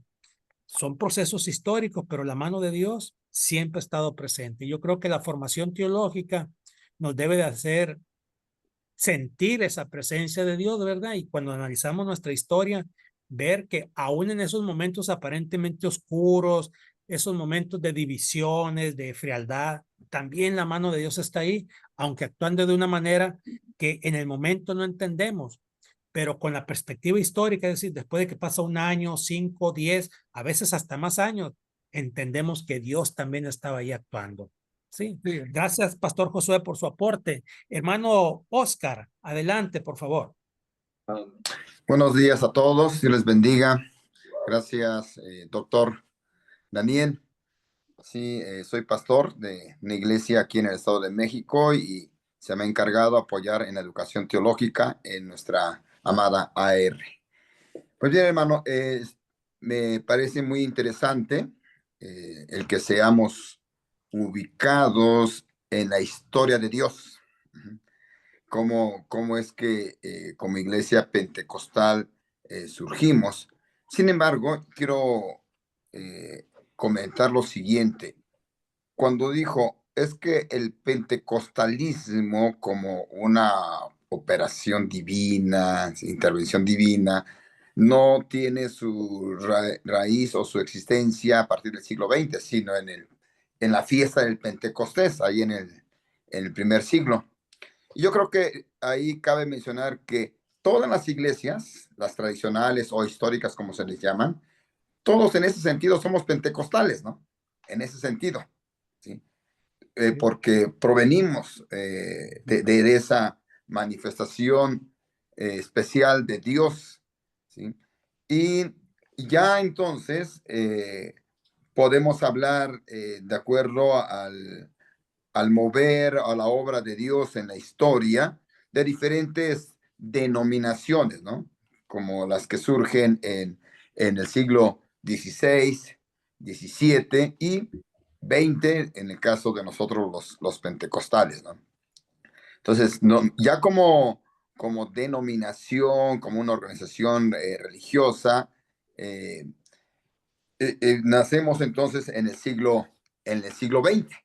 Sí, nada más quería hacer esa observación, ¿no? Y que me parece muy interesante y la verdad agradezco a cada uno de los pastores, ministros que se conectaron, porque sí es importante conocer la historia, porque es el mover de Dios, ¿no? En su soberanía.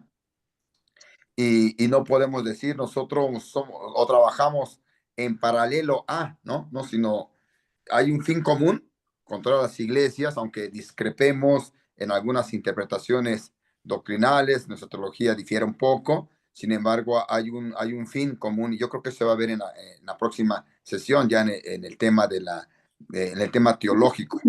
Pero sí, como pentecostales, pues hay que ubicarnos en la historia, ¿no? De acuerdo a la providencia de Dios. Sí, muchas gracias, profesor Oscar. De acuerdo, la iglesia teológicamente, históricamente surge en el Pentecostés, ¿no? Ni siquiera surge con Jesús, con el Señor Jesús. Su muerte y resurrección y exaltación posibilita el nacimiento de la iglesia. Antes, cuando menos en los círculos teológicos se llama el movimiento de Jesús todavía. Ya cuando viene el Pentecostés, pero muy breve, porque mañana es uno de los textos que me gustaría reflexionar con ustedes. el primer sermón de Pedro, lleno del Espíritu, hace que los seguidores de Jesús se conviertan en iglesia. Entonces tiene toda la razón el profesor Oscar. Toda la iglesia es obra del Espíritu y de la predicación que el Espíritu genera, ¿en qué está basada esa predicación? Pues en la obra redentora de Cristo, ¿no? Su muerte y su resurrección. Entonces, tal vez me faltó enfatizar, lo mencioné, pero tal vez muy rápido, me refiero al movimiento pentecostés moderno, cuando los historiadores determinan o señalan pues que el pentecostalismo como institución o como tradición o como denominación o denominaciones surge, lo ubican pues a principios del siglo XX. Entonces, mi idea es que sí, tal vez sí, históricamente podemos decir cuándo nació Asamblea de Dios, cuándo nació Brasil para Cristo, cuándo nació Iglesia Apostólica. Es cierto, siglo XX, pero teológicamente y religiosamente es un milagro de Pentecostés, ¿verdad? O sea, estoy de acuerdo con el profesor Oscar, pero me faltó enfatizar tal vez, me referí al movimiento pentecostal como denominación o como grupo de iglesias con características específicas ligadas a los dones espirituales, ¿verdad? Muchas gracias, profesor Oscar, por su valioso aporte. Adelante, mis hermanos, hermanas. Amén. Hermano, soy el pastor Epifanio Ávila, acá de Acapulco. Dios les bendiga, Dios bendiga, profesor Daniel. Amén. Me gustaría solamente, bueno, primero voy a saludar a todos los hermanos, perdón. Dios bendiga a todos los que están conectados. Y bueno, este es el tiempo que tenemos para preguntas y comentarios, hermanos. Y gracias a nuestro hermano Josué, nuestro hermano Oscar, que ya han tomado la palabra.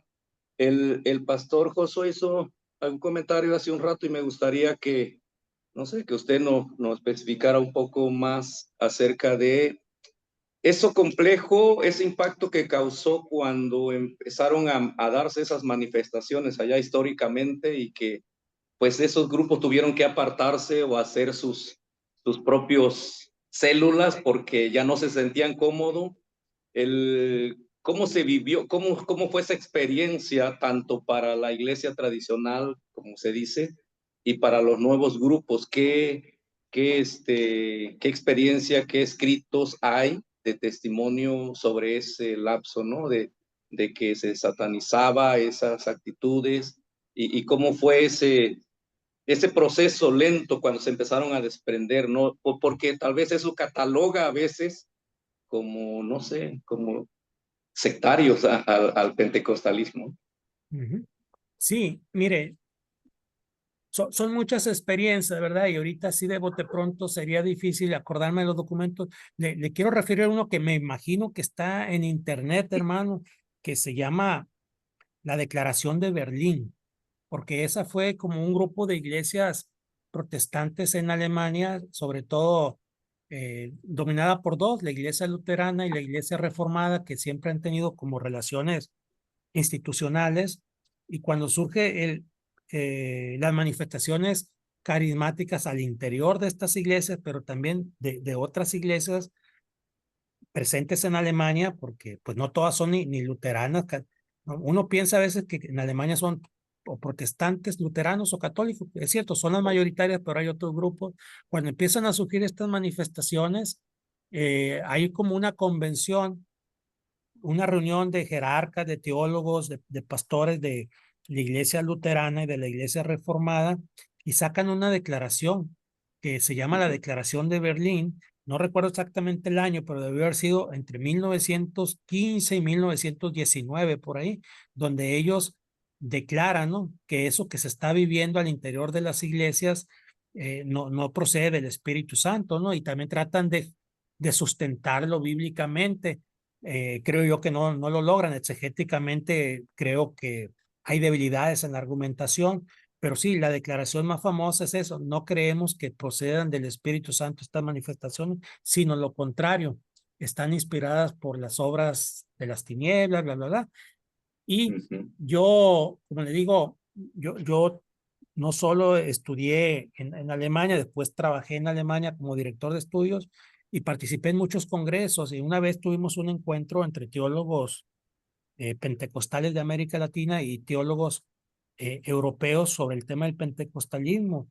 Y yo no lo sabía, pero un colega mío, chileno, un historiador del pentecostalismo, les exigió ahí en público, ¿no?, que se retractaran de ese documento. En primer lugar, yo sabía de ese documento, pero no sabía que nunca se habían retractado. Y esta experiencia que les digo ya pasó ahora unos 16 años, ¿no? No sé qué pasó, no seguí realmente, pero sé que la Declaración de Berlín era eso, ¿no? Una negación, una reprobación y de algún modo, denigración de esas experiencias carismáticas que se vivían en Alemania por ahí de 1915 a 1919, que es donde tuvieron mucha fuerza. La otra experiencia que sí conozco más de cerca, primero porque mi esposa es chilena, ¿no? Y es miembro de una iglesia muy antigua del pentecostalismo chileno. Allá el pentecostalismo surge al interior de la iglesia metodista episcopal. Ahí también hubo un grupo que empezaron a tener experiencias carismáticas, lengua sí, pero también otras experiencias, sobre todo discursos proféticos, cantos espirituales y demás. Y la jerarquía metodista se puso como a la defensiva, empezaron diálogos un tanto ríspidos, trataron de aplacar el movimiento y no se pudo, ¿no? De tal modo que uno de los pastores de esta iglesia, un norteamericano que tenía muchos años trabajando como pastor misionero ahí en Chile, que también vivió la experiencia pentecostal, se separaron de la iglesia metodista, y también la iglesia metodista sacó desplegados muy fuertes, ¿no?, negando el movimiento, satanizándolo de algún modo. Y eso sí me acuerdo muy bien del libro, porque lo escribió un buen amigo mío, y mi esposa y yo también tenemos algunos artículos sobre el pentecostalismo chileno. Se llama Entre el fuego y la nieve, ¿sí? Del historiador Luis Orellana. Creo que es la mejor descripción que hay sobre los eventos, lo va narrando todo lo que fue pasando y lo va documentando, y nos puede servir mucho, pues, porque la experiencia chilena no es exactamente lo que pasó aquí en México, porque en México el pentecostalismo no surge principalmente de las iglesias históricas, ¿no? Es un movimiento mucho más espontáneo, con más influencia, sí, de Azusa Street, pero también de algún modo de evangelistas independientes y de otra gente que en Estados Unidos tuvo la experiencia pentecostal, no en California, pero tal vez en Arizona, Nuevo México, en Chicago, y vinieron. Es un movimiento en México más espontáneo, pero conocer esa experiencia de Chile puede ser un buen paralelo, porque ahí sí surge de las iglesias protestantes, específicamente de la iglesia metodista. Y llega el momento, después de varios intentos de reajuste y de todo, ¿no?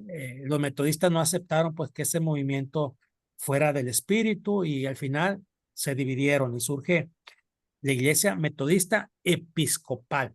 Fíjense, ni siquiera se cambiaron el nombre de estos primeros hermanos que salen de la iglesia metodista, se siguen llamando iglesia metodista pentecostal, que es la más antigua de Chile y de América Latina. Surgieron en 1909.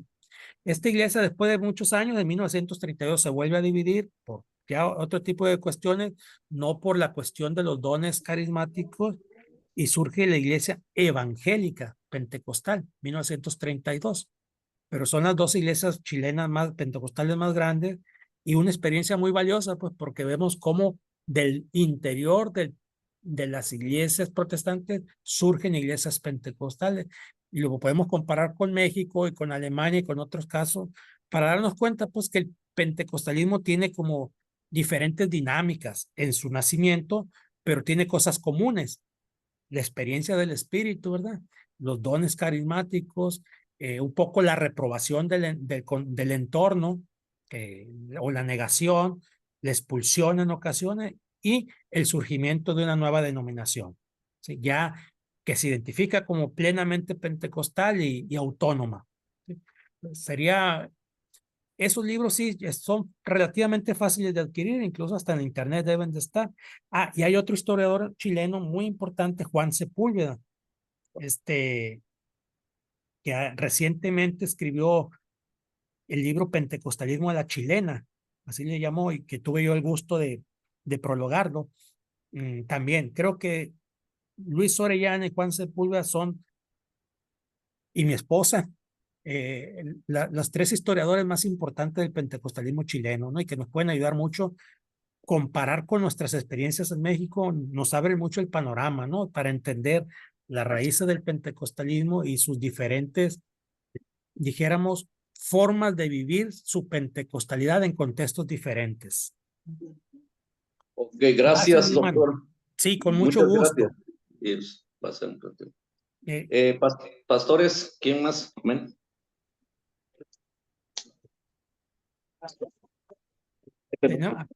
tenemos al pastor Josué, ¿verdad? Quiere, adelante, mi hermano.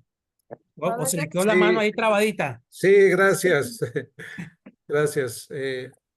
Sí, es con respecto a que precisamente nuestra experiencia pentecostés originalmente, ¿verdad? Como ya lo mencionaba, viene del trabajo misionero sueco, pero también aquí hubo una iglesia, ¿verdad? Que se relacionó en sus orígenes precisamente con el trabajo que estaba haciendo nuestro primer misionero aquí en México. Eh, el, el, este el pastor de Pachuca, ¿verdad? De la iglesia de Pachuca, que se considera también como de las primeras iglesias pentecostales aquí en México, ¿verdad? Y según algunos datos o algunos documentos, ¿verdad? Que tenemos, eh, se dividieron estas iglesias, ¿verdad? Eh, precisamente por la diversidad de manifestaciones, es decir, no había el mismo consenso o la misma perspectiva respecto a cómo es que deberían ser esas manifestaciones de parte del Espíritu Santo, ¿verdad? Entonces, sí ha habido algunos detalles con respecto a eso, ¿verdad? Y es por eso que ha habido una gran diversidad en cuanto a las manifestaciones, ¿qué diríamos? Pentecostales, ¿verdad? Con respecto a eso. Sí. Sí, pastor Josué, mire, al interior del pentecostalismo, dijeron a nivel académico, los que nos dedicamos también a estudiar el pentecostalismo, en lo histórico y lo teológico, tenemos de algún modo una controversia ya muy antigua sobre qué define una iglesia pentecostal, ¿verdad? ¿Hasta dónde, cuáles son los límites? Porque de algún modo hay que poner límites, sobre todo ya los últimos 30 años que surge el neopentecostalismo, las iglesias independientes carismáticas, las iglesias de renovación, sentimos la necesidad de, pues no podemos poner una frontera rígida porque eso no nos corresponde a los humanos, ¿no? Pero sí ciertas marcas de identidad, hasta dónde una iglesia es pentecostal y dónde es neo, o dónde es restauracionista o independiente carismática, y otros dicen, no, no es posible, ¿no? Incluso al interior de una denominación, muchos hermanos, familias, grupos viven su fe no exactamente igual. Es una discusión que está abierta, ¿no? Entonces, yo pienso que puede haber unas marcas de identidad, que es un término que definió un investigador judío para definir el cristianismo del judaísmo cuando era muy difícil establecer la diferencia. Él llamó marcas de identidad. Yo creo que el pentecostalismo sí debiéramos tener ciertas marcas de identidad, pero que no sean excluyentes. Es decir, ¿qué es ser pentecostal? Bueno, pues creer en la presencia del Espíritu en la vida individual y grupal de una denominación. Creemos, no sé, en la fuerza sobrenatural de Dios que guía, que inspira, que bautiza, que nos da profecía o que nos da una claridad especial en ciertos, o sea, un mínimo sí, pero sí corremos el riesgo, pues que si alguien no cae dentro de esa delimitación, empezamos con la tendencia muy humana de excluir, de separar, de marcar las diferencias más que la unidad, pero dijéramos, la discusión está abierta también en el ámbito académico dentro del pentecostalismo, ¿verdad? Y mire, si me permiten, hermano, antes, porque veo el reloj muy amenazante, su servidor, lo mencionó el pastor Rubén cuando me presentó. Yo soy miembro de una red se llama Red Latinoamericana de Estudios Pentecostales. No sé si ustedes han escuchado, que nació hace como 25 años, bueno, todavía éramos jóvenes estudiantes, ¿verdad? Y la intención fue reunir de algún modo, a los estudiosos del pentecostalismo, que andábamos bien dispersos, ni nos conocíamos, ni sabíamos que había mucha gente pentecostal estudiando. Nos reunimos y armamos un proyecto que le llamamos así, Red Latinoamericana de Estudios Pentecostales, que trata de agrupar a todos los, a mucha gente no le gusta la palabra, no encuentro otra mejor, a los intelectuales del movimiento, gente que investiga, que escribe, que enseña en seminarios, en universidades, para darle como más coherencia al pentecostalismo latinoamericano, ¿no? A nuestra historia, a nuestra teología, a nuestras experiencias, de manera más coordinada, porque pues, lo que se hacía en Chile no sabíamos acá en México, lo que se hace en Puerto Rico, lo que se hace en Guatemala, a veces no sabíamos. Y formamos una red. Actualmente, su servidor es el coordinador continental, y vamos a tener un congreso después de algunos años así de dificultades por pandemia, cuestiones de crisis económica y demás. Vamos a tener un congreso los días 13 y 14 de diciembre vía Zoom, donde se van a presentar 25 ponencias sobre pentecostalismo por pentecostales, ¿no? Porque hay grandes investigadores de pentecostalismo, pero no son pentecostales, son católicos, son luteranos, son metodistas. No, en este grupo todos somos pentecostales y todos nos dedicamos de algún modo al trabajo teológico, histórico, sociológico, o sea, hay de diferentes disciplinas. Mi esposa es historiadora, pues yo soy historiador, pero yo me siento más teólogo. Hay de antropología, de filosofía, de diferentes disciplinas. Entonces, aprovecho el espacio para invitarles, hermanos. Nomás va a haber 100 lugares por cuestión de la capacidad del Zoom, ¿verdad? Pero si algunos de ustedes quisieran estar, ¿verdad? 13 y 14 de diciembre, en esta vez como público, tal vez en la próxima, pues ya como exponentes también, nos daría un enorme, a mí me daría un enorme gusto tener hermanos de esta denominación, de esta iglesia, también participando, exponiendo su teología, su historia, sería maravilloso. Pero por lo pronto, porque ya el programa está cerrado, si quisieran estar como público, me lo hacen saber para reservarles un lugar, mis hermanos, ¿verdad? O a través del pastor Rubén, que ha sido mi contacto, ¿verdad? Están cordialmente invitados al Congreso de Relé, 13 y 14 de diciembre, son viernes y sábado. Perdón, profesor, doctor, ¿en qué horario de aquí de México sería? Creo que de la Ciudad de México va a ser como son 25 ponencias, ¿verdad? Y 4 hermanos y hermanas del ámbito ecuménico, que no son, van a ser como 30 intervenciones. Vamos a empezar tempranito, a las 9 de la Ciudad de México y como hasta las 4 o 5 de la tarde, ¿no? Pero si alguien tiene interés, yo le hago llegar al pastor Rubén la invitación y ya él se la remite a ustedes, ¿verdad? Y con mucho gusto buscamos por ahí la manera de apartar algunos lugares para ustedes. Gracias. Sí. Gracias, gracias, Y va a pastor. haber exponente, como le digo, yo voy a hacer un trabajo exegético, mi esposa va a hacer algo desde la historia y hay gente que lo va a hacer desde la pedagogía, desde antropología, hay varios trabajos de filosofía, de la pastoral, de Colombia, de Chile, Guatemala, Puerto Rico, ¿de dónde más hay? De Perú, de Ecuador. Entonces, seguro va a ser un encuentro bastante interesante. Ya llevamos varios, ¿no? Pero yo aprovecho para que estoy con ustedes antes de que se me vaya el tiempo de hacerles una atenta invitación. Gracias. Hermano Rubén, ¿cómo andamos con el programa? Y tenemos unos minutos, pero seguro ustedes quieren dar información de sus actividades y me encantaría, por supuesto, despedirme con una oración. Entonces, no sé, Pastor No, Rubén, cómo estamos, administramos el tiempo que falta. amén. Eh, pues vamos bien, hermano. Creo que no sé si está todavía el pastor Rubén, no alcanzo a ver. Iba a salir, iba a tener tuvo una emergencia, pero estamos muy bien y estamos ya, si no hay más hermanos a comentar, estamos en el tiempo y está usted en plena libertad para pues terminar. agradecemos su participación y pues mañana continuamos. Ha sido muy bendecida la participación y pues estamos ahí pendientes de los otros comentarios y preguntas pues para la clase de mañana, que creo que van a ser varios. Sí, yo reitero, mañana, después de este panorama histórico, nos vamos a las raíces teológicas, ¿verdad? Vamos a analizar algunos textos bíblicos que para la tradición pentecostal son muy importantes y también generar este espacio de intercambio de conocimientos, de experiencias, ¿verdad?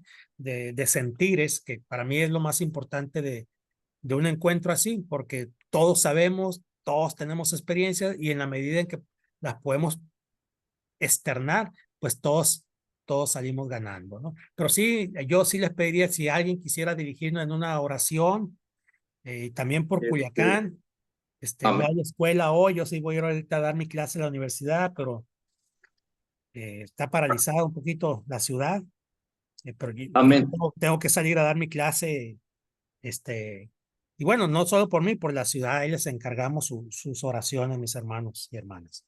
Entonces, Amén. Pastor Josué, le pido por favor que nos guíe la oración culminante y la petición que hace el doctor Daniel. Sí, claro. Pastor Oscar había levantado la mano. No sé si tenías algo, Pastor Sí, Oscar. doctor, ¿podría proporcionarnos las diapositivas que tienen una información sustancial? No sé si sea posible. mire, hermano, lo que pasa es que mis diapositivas son parte de Teología Sin Fronteras, ¿no? Que estamos buscando el registro Ah, sí, y sí, sí. no están disponibles todavía, mi hermano. Pero está la Bueno, grabación, ¿verdad? Se grabó la sesión. vamos. Sí, Sí, está Y grabado. todo lo que se dije, lo que mostré, si pueden, le pueden tomar fotos y si necesitan usarla, no hay ningún problema, pero sí, en el momento estamos en el proceso de registro, ¿verdad? Y son propiedades del proyecto en sí, que soy yo con otra gente, sino con muchísimo gusto, pero la grabación sí, la pueden reproducir y tomarle foto y todo, no hay ningún problema, mi hermano. está bien. Gracias, gracias. Entiendo, profesor. Sí, Bendiciones. gracias. Muy bien, hagamos la oración. Señor y Padre eterno, te damos gracias por la vida del doctor Daniel. Gracias, Señor, por esta presentación que él ha hecho y que seguramente nutre nuestro conocimiento y nuestra fe, Señor, para un mejor desarrollo de nuestro ministerio, Padre. Te pedimos, Señor, que tomes en tus benditas manos, Señor, su vida y que tú sigas usándole de una forma cada vez mayor, Padre, en todo lo que él realiza, Señor, sea prosperado y tu iglesia sea bendecida y edificada, Señor. También queremos agradecerte, Padre, por cada uno de mis hermanos que estuvieron aquí en esta sesión. Bendice a cada uno de tus siervos, Señor, sus congregaciones, sus familias. Tu bendición sea con cada uno, Padre. Y también, Señor, ponemos en tus manos no solamente la ciudad de Culiacán, sino realmente hay muchas ciudades en nuestro país, Señor, que están sufriendo este tipo de situaciones, Señor, lamentables de inseguridad, mi Dios. Te pedimos que tengas misericordia de este país y guarde, Señor, a todo tu pueblo. Protégenos, Señor. Hay tanta maldad, hay tanta violencia. Sin embargo, nosotros podemos mantener nuestra paz en ti.